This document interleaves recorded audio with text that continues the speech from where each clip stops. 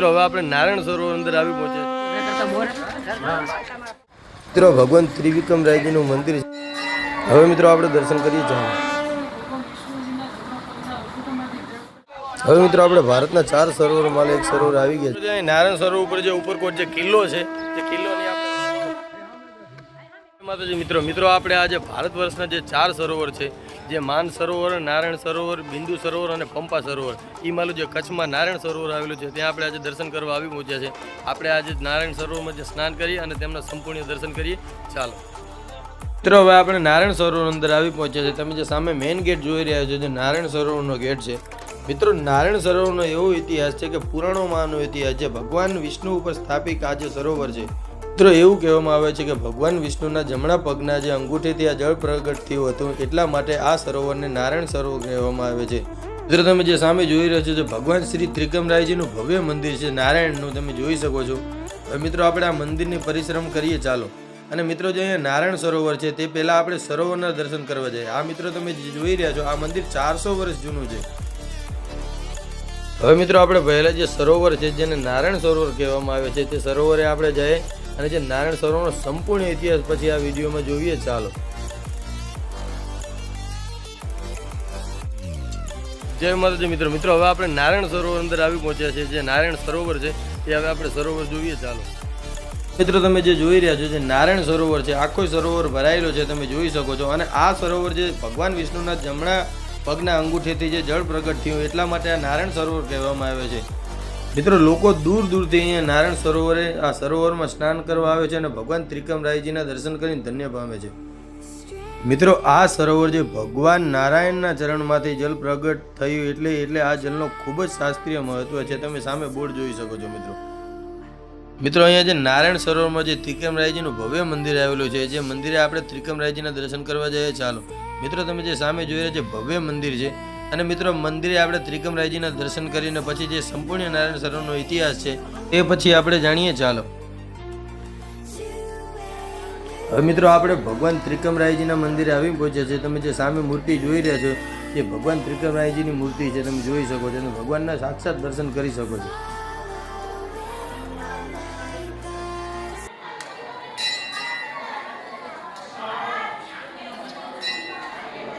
હવે મિત્રો આપણે નારાયણ સરોવરનો ઇતિહાસ શું છે અને નારાયણ સરોવરનું મહત્વ શું છે તે હવે આપણે વિડીયોમાં જાણીએ। ચાલો મિત્રો આજે આપણે નારાયણ સરોવર અંદર આવી પહોંચ્યા છે।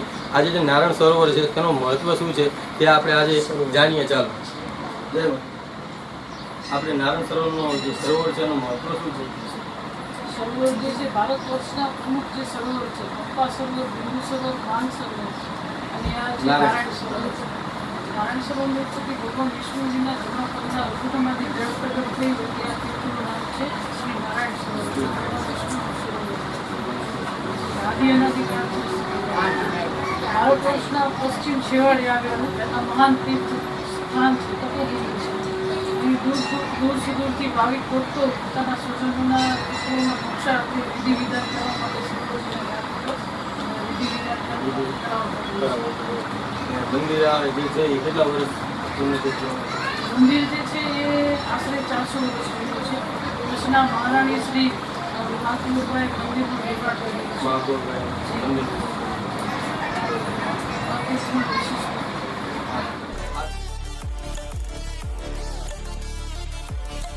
મિત્રો જે નારાયણ સરોવર ઉપર જે ઉપરકોટ જે કિલ્લો છે તે કિલ્લોની આપણે હવે પરિક્રમા કરીએ। ચાલો તમે જોઈ રહ્યા છો જે કિલ્લો છે, આ મંદિર છે સામે અને ઉપર આ કિલ્લો છે। હવે આપણે કિલ્લાની પરિક્રમા કરીએ। ચાલો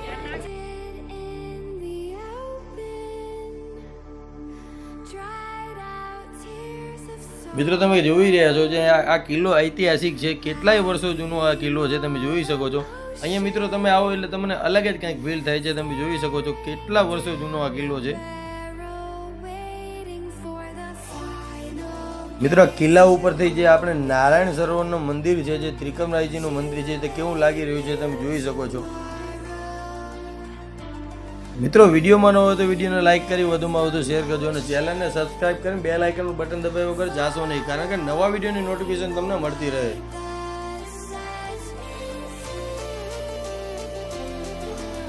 મિત્રો ભગવાન ત્રિકમરાયજીના મંદિરની બહાર અહીંયા બીજા મંદિર પણ આવેલા છે, તમે જોઈ શકો છો। ત્યાં હવે આપણે દર્શન કરવા જઈએ। ચાલો મિત્રો આજે આ બધા મંદિર જે 400 વર્ષ જૂના મંદિર છે. હવે મિત્રો આપણે મંદિર અંદર આવી પહોંચ્યા છે, જે શ્રી લક્ષ્મીજી માતાજીનું મંદિર છે. તમે જોઈ શકો છો, ત્યાં આપણે દર્શન કરીએ.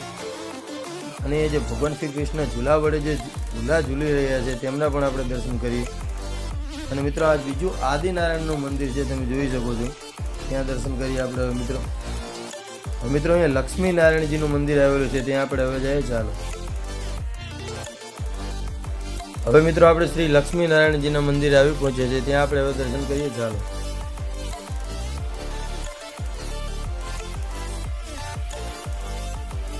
મિત્રો નારાયણ સરોવર અંદર અન્ન ક્ષેત્રની ખૂબ જ સરસ વ્યવસ્થા છે, તમે જોઈ શકો છો.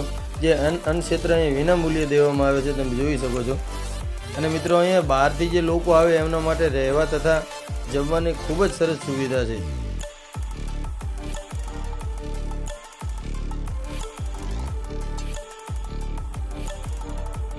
મિત્રો આવા જ વિડીયો જોવા માટે અમારા વિડીયોને લાઈક કરો અને વધુમાં વધુ શેર કરો. જય માતાજી, જય ભગવાન ત્રિકમરાયજી.